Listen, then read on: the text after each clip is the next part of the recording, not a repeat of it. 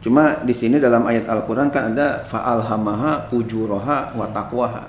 Jadi ada kalanya yang datang ini fujuraha, ada yang mendorong kepada kefasikan, ada wa taqwaha, dan ada yang kepada ketakwaan, ya kebaikan. Baik. Ya tentu kita harus bisa memfilter, memilih. Tapi kalau ilham tuh kan masih berlaku sampai sekarang ya. Ya. Kadang-kadang kan orang banyak menyalahgunakan bagi kita termenung di gunung, kemudian merasa dapat ilham yang dianggap sebagai wahyu, bahkan mengaku dirinya sebagai nabi kan gitu Pak ya. Ya. Itu kan sampai berlaku sampai sekarang ya. Ya, ketika ada hal yang kayaknya ada hal yang tidak baik, ya kita harus ya hindari. Ya, kemudian kalau yang baik ya tentunya kita segera laksanakan. Karena kalau kita bicara rasa Pak Ki, terkadang kan bisa kita katakan oh ini mungkin petunjuk Allah gitu ya, semacam ilham gitu ya. Tapi ada juga karena bisikan setan kan gitu, bisa jadi Pak Ki. Ya, nah kalau misalnya ada hal-hal yang positif, yang baik, itu pasti tentunya Datangnya dari Allah. Dari Allah, karena tentu Allah Ta'ala ya suka kepada hal yang positif, yang baik-baik. Tapi kalau misalnya ada semacam tunjuk atau misalnya hunjam dalam hati kita kepada yang buruk, ingin maksiat, ingin hal-hal yang negatif, ya pasti ini datangnya dari setan, yang ya menghunjamkan dalam jiwa kita. Itu ukurannya ya. Ukurannya mana apalah positif atau negatif. Iya, iya, iya. Baik.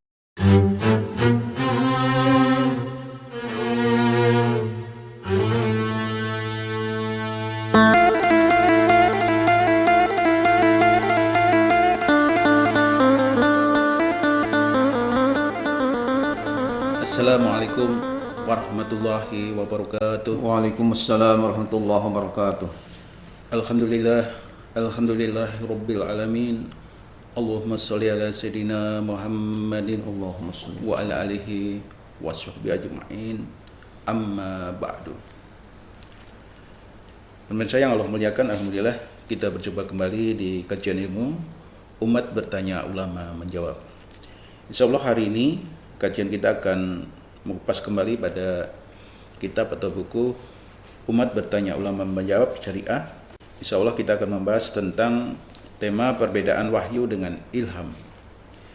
Insyaallah kajian ini akan dibimbing langsung oleh murabi kita, yaitu Dr. Kiai Haji Ahmad Dimyati Badruzzaman Ema. Assalamualaikum. Waalaikumsalam warahmatullahi wabarakatuh. Sehat lagi? Alhamdulillah Pak Andre, mudah-mudahan sehat terus. Ya, insyaallah kita setelah mengkaji dari kemarin yang seri C Pak Ki ya, yang kita seri B ya, seri B. Kemudian kita kembali lagi nih ke seri A. Ke seri A lagi ya, seri A.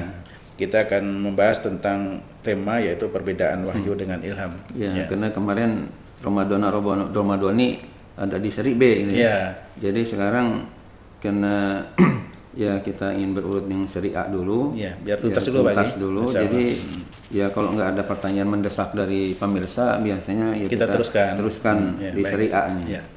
Salah Pak Ki, nanti kita akan bahas tentang perbedaan wahyu dengan ilham. Tapi sebelum ini kita bahas secara tuntas, silakan dulu menyapa pada pemirsa Pak Ki. Baik, Assalamualaikum warahmatullahi wabarakatuh. Waalaikumsalam warahmatullahi wabarakatuh. Alhamdulillahi wahdah, wassalatu wassalamu ala man la nabiyya ba'dah, wa ala alihi wa ashabihi wa man tabi'ahu wa mawalah, wa la hawla wa la quwwata illa billah, amma ba'du. Pak Haji Andre yang saya hormati, pemirsa yang saya sayangi, yang saya hormati, alhamdulillah, syukurillah, dengan iradah Allah Subhanahu wa taala, Pak Andre, kita bisa berjumpa kembali walaupun lewat online.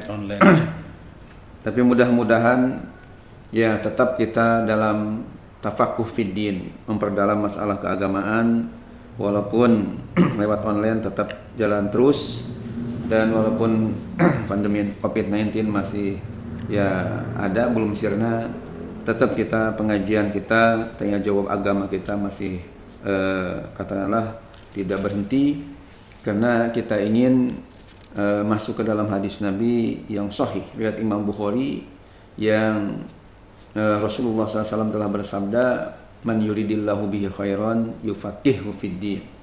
Barang siapa yang Allah kehendaki dengannya menjadi orang yang terbaik, maka Allah akan pahamkan kepadanya dalam masalah-masalah keagamaan. Mudah-mudahan dengan kita mengkaji masalah-masalah keagamaan ini, apalagi di bulan yang sangat mulia, yakni bulan Ramadan ini. Mudah-mudahan kita termasuk orang yang khair, orang yang terbaik yang ada di muka bumi ini. Amin ya Allah ya Rabbal Alamin. Baik, Pak Haji Andre, dikemukakan pertanyaannya bagaimana untuk tema pada hari ini. Baik Pak Kiai, terima kasih Pak Kiai. Pemirsa, kita buka di halaman 248 di kitab atau buku Umat Bertanya Ulama Menjawab seri A ya. Hari ini kita akan membahas tentang tema perbedaan wahyu dengan ilham. Pertanyaannya, apakah perbedaan antara wahyu dengan ilham? Singkat lagi pertanyaannya. Jadi ada wahyu, ada ilham ya gitu ya. Nah, apakah itu sama atau gimana? Ya silakan nanti dijelaskan Pak Kiai. Ya silakan Pak Kiai. Baik, kita bahas dan jawab pertanyaan yang singkat padat tadi. Apa sih bedanya perbedaan antara wahyu dengan ilham? Ya, dimana kedua-duanya adalah istilah dan kedua-duanya ada di dalam Al-Quran. Ya, istilah wahyu ada, ilham juga ada. Untuk itu, marilah kita bahas sesuai dengan yang tertera dalam buku Umat Bertanya Ulama Menjawab Syariah pada halaman 248, dan buku ini telah diterbitkan cukup lama ya dari penerbit ya Sinar Baru Al-Genseno dari Bandung. Ya, alhamdulillah sudah menyebar luas ke mana-mana ya. Bahkan dari Sydney, Australia pun umat Islam di sana katanya sudah mengambil manfaat ya dengan dijadikan salah satu referensi kajian agama Islam di sana. Alhamdulillah. Mari kita bahas sesuai dengan yang tertera dalam buku yang saya tulis ini. Jawabannya, sebelum membahas perbedaan wahyu dengan ilham, terlebih dahulu ya saya akan kemukakan pengertian wahyu dan pengertian ilham, supaya nanti Pak Andre dan Pak Mirsa setelah kita tahu definisi masing-masing antara wahyu dengan ilham, insya Allah nanti ada semacam khulasoh, semacam kesimpulan, oh bedanya wahyu dengan ilham ini apa saja ya. Maka oleh karena itu bagian A kita bahas pengertian wahyu. Ditinjau dari segi bahasa atau lugoh, wahyu berarti suatu wahyu berarti suatu petunjuk yang sangat rahasia. Jadi menurut bahasa, lugotan istilahnya ya, wahyu itu pengertiannya adalah suatu petunjuk yang sangat rahasia. Dalam Al-Quran, kata wahyu disebutkan berkali-kali dengan arti yang berbeda-beda. Ya, di dalam Al-Quran yang kita ya suka baca ini, ternyata wahyu disebut berkali-kali, namun maknanya berbeda-beda. Yang pertama, wahyu berarti sungguh-sungguh wahyu, ya, artinya sesuai dengan ya definisi tadi, bahkan definisi secara syar'i. Yang berarti sungguh-sungguh wahyu, ya, benar-benar memang artinya wahyu. Ini terdapat dalam surah An-Najm ayat 3 sampai 4. Tepatnya pada ayat 4 surah An-Najm. Bunyi ayatnya, a'udzubillahi minasyaitonirrajim, bismillahirrahmanirrahim. Wa ma yantiqu 'anil hawa in huwa illa wahyun yuha. Artinya, dan tiadalah yang diucapkannya itu, yakni Al-Quran, menurut kemauan hawa nafsunya. Ucapannya itu tiada lain hanyalah wahyu yang diwahyukan kepadanya. Maksudnya kepada Nabi kita Muhammad sallallahu alaihi wasallam. Ini kata-kata wahyu di sini memang wahyu beneran yang sesuai tentunya dengan definisi wahyu. Kemudian yang kedua, wahyu berarti isyarat atau petunjuk. Terdapat dalam surah Maryam ya ayat 11. Bunyi ayatnya, فَخَرَجَ عَلَى قَوْمِهِ مِنَ الْمِحْرَابِ فَأَوْحَى إِلَيْهِمْ أَنْ سَبِّحُوا بُكْرَةً وَعَشِيًّا. Artinya, maka ia, maksudnya Nabi Zakaria alaihissalam, keluar dari mihrab menuju kaumnya. Lalu ia memberi isyarat kepada mereka, hendaklah kamu bertasbih di waktu pagi dan di waktu petang. Jadi kata-kata fa'auha ilaihim bukannya Nabi Zakaria memberi wahyu ya kepada mereka kaumnya, akan tapi memberikan isyarat atau petunjuk. Yang nomor ketiga, wahyu berarti bisikan, seperti terdapat dalam Al-Quran surah Al-An'am ayat 112, yakni firman Allah Subhanahu wa taala, wa kadzalika ja'alna likulli nabiyyin 'aduwan syayatinal insi wal jinni yuhi ba'duhum ila ba'din zukhrufal qawli ghurura. Artinya, demikianlah kami jadikan bagi tiap-tiap nabi itu musuh, yaitu setan-setan dari jenis manusia dan dari jenis jin. Sebagian mereka membisikkan kepada sebagian yang lain perkataan-perkataan yang indah untuk menipu manusia. Jadi arti di sini ada kata-kata yuhi, ya, memberi wahyu, tapi artinya adalah bisikan. Kemudian yang keempat, wahyu berarti perintah, seperti yang terdapat dalam surah Az-Zalzalah ayat 5. Allah berfirman, Yawma idzin tuhadditsu akhbaraha bi anna rabbaka awhalaha. Pada hari itu bumi menceritakan beritanya, karena sesungguhnya Tuhanmu telah memerintahkan yang demikian itu kepadanya. Jadi auha di sini artinya telah memerintahkan. Yang kelima atau yang terakhir adalah wahyu berarti ilham. Jadi wahyu tulisannya tapi maknanya ilham. Terdapat dalam Al-Quran surah Al-Qasas ayat 7. Allah berfirman, wa auhayna ila ummi Musa an ardi'ih fa idza khifti 'alaihi fa alqihi fil yam. Artinya kami ilhamkan kepada ibu Musa, ya, maksudnya ibunya Nabi Musa, susukanlah dia, dan apabila kamu khawatir terhadapnya, maka jatuhkanlah dia ke dalam sungai Nil. Ini ada dalam Al-Quran surah Al-Qasas ayat 7. Jadi kata-kata wa auhayna ila ummi Musa bukannya Allah memberi wahyu kepada Nabi Musa, akan tapi Allah memberikan ilham kepada ibunya Nabi Musa. Untuk lebih memperdalam pengetahuan kita mengenai lafaz wahyu dalam Al-Quran yang punya arti tidak sama antara yang satu dengan yang lain, baik sekali kalau kita pelajari dan baca sebuah kitab yang bagus sekali berjudul Al-Ashbah wan Nadhair bil Alfazil Qur'aniyah allati taradafat mabaniha wa tanawwa'at ma'aniha. Ini dari halaman 266 sampai 267, karya Imam Abdul Malik bin Muhammad As-Sa'alibi yang wafat 429 Hijriah. Dan kitab ini Pak Andre telah ditahqiq atau diedit oleh Imam Muhammad Al-Misri namanya. Kemudian kita lanjutkan mengenai pengertian wahyu menurut istilah, ya. Kalau tadi kan wahyu menurut lughah, menurut bahasa, yakni wahyu berarti suatu petunjuk yang sangat rahasia. Nah, sekarang menurut istilah, menurut ya syar'i, bagaimana pengertian wahyu ini?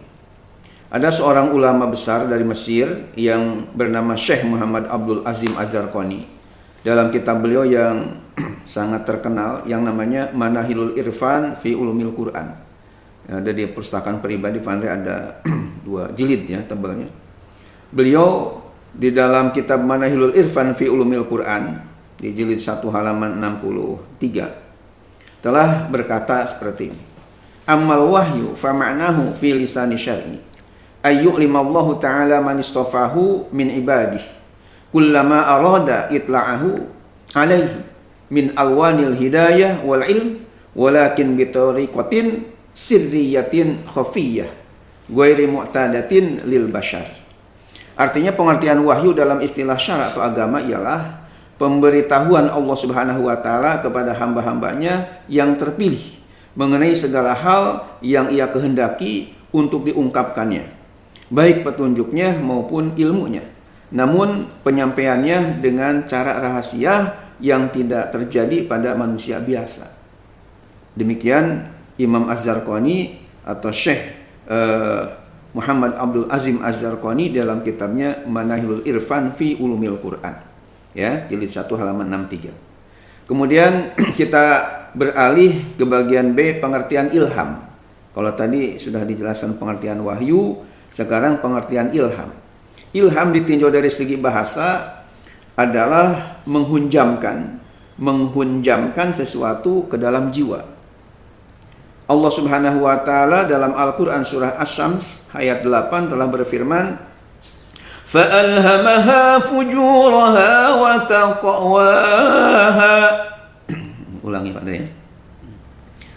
Allah Subhanahu wa taala dalam Al-Qur'an surah Asy-Syams ayat 8 telah berfirman, "Fa'alhamaha fujuraha wa taqwaha."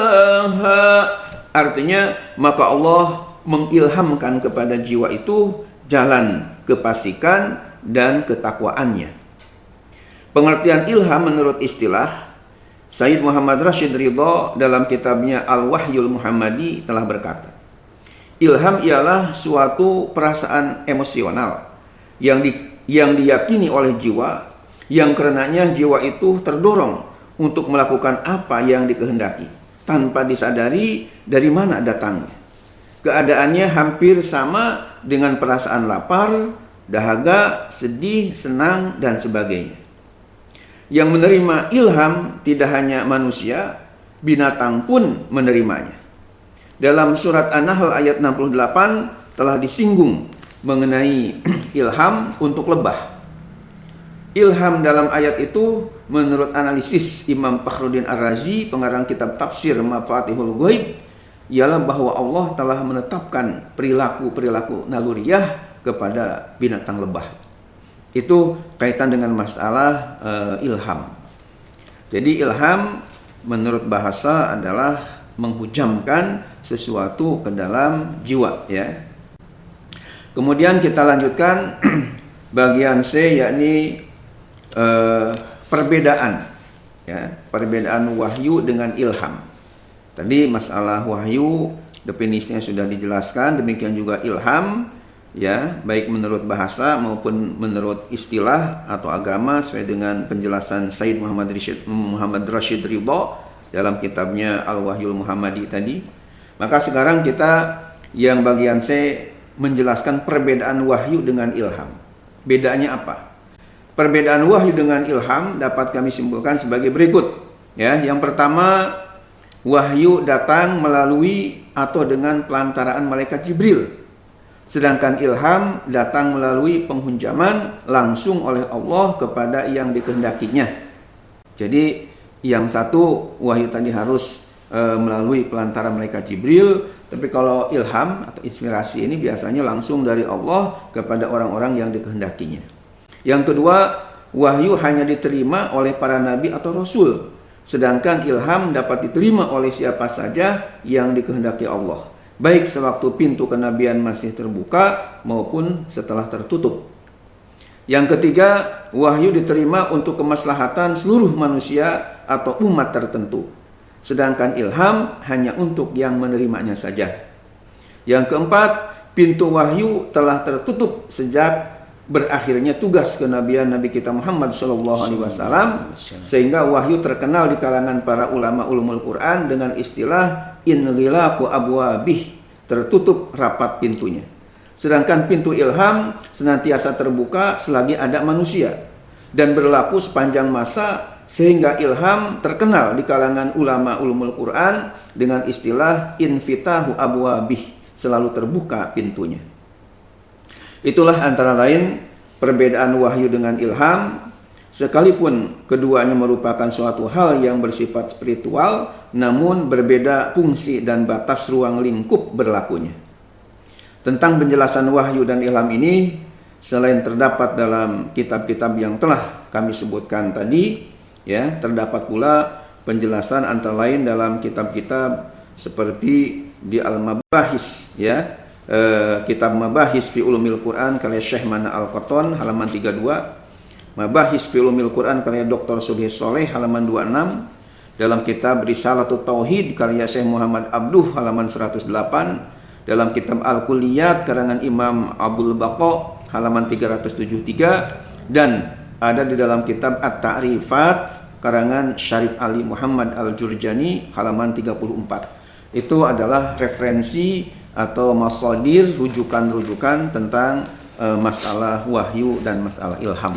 Mudah-mudahan dengan diuraikan perbedaan secara jelas antara wahyu dan ilham tadi, mudah-mudahan khususnya ya pemirsa yang bertanya tercerahkan, juga ya pemirsa yang mendengarkan ya acara tanya jawab keagamaan kita, mudah-mudahan mereka juga jadi bertambahlah wawasan dan keilmuannya. Amin. Amin ya Allah ya Rabbal Alamin.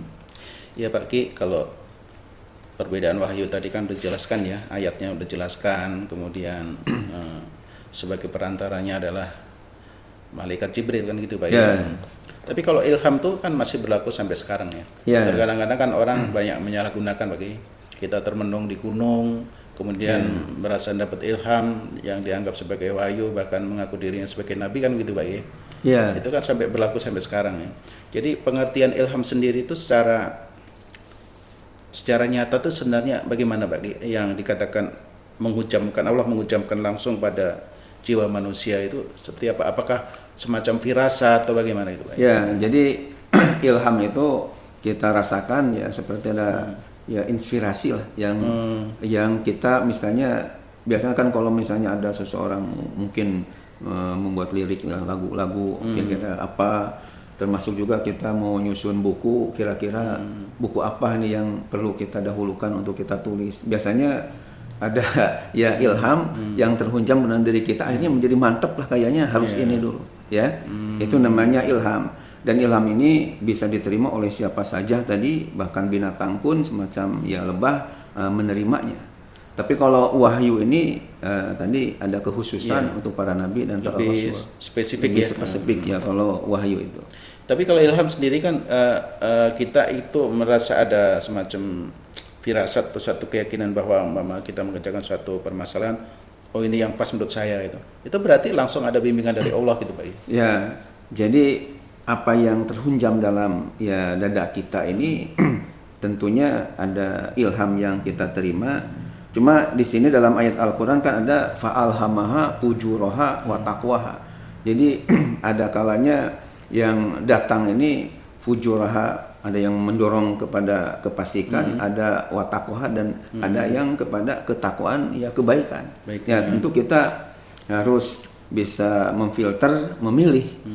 Ya ketika ada hal yang kayaknya ada hal yang tidak baik ya kita harus ya hindari. Ya kemudian kalau yang baik ya tentunya kita segera laksanakan. Karena kalau kita bicara rasa Pak Ki, terkadang kan bisa kita katakan oh ini mungkin petunjuk Allah gitu ya, semacam ilham gitu ya. Tapi ada juga karena bisikan setan kan gitu bisa jadi Pak Ki. Ya. Nah, kalau misalnya ada hal-hal yang positif, yang baik itu pasti tentunya datangnya dari Allah karena tentu Allah Ta'ala ya suka kepada hal yang positif, yang baik-baik. Tapi kalau misalnya ada semacam tunjuk atau misalnya hunjam dalam hati kita kepada yang buruk, ingin maksiat, ingin hal-hal yang negatif, ya pasti ini datangnya dari setan yang ya menghunjamkan dalam jiwa kita. Itu ukurannya ya. Ukurannya mana apalah positif atau negatif. Iya. Baik bagi terima kasih atas pembahasannya tentang perbedaan antara wahyu dan ilham ini. Mudah-mudahan pemirsa ini bisa dicerna keilmuan yang disampaikan oleh murabbi kita. Insya Allah ini mudah-mudahan bermanfaat untuk kita semua. Amin. Khususnya kepada yang bertanya ya. Insya Allah ya. Baik, kajian kita untuk hari ini pemirsa cukup sekian. Kurang lebihnya mohon maaf lahir batin. Wassalamualaikum warahmatullahi wabarakatuh. Waalaikumsalam warahmatullahi wabarakatuh.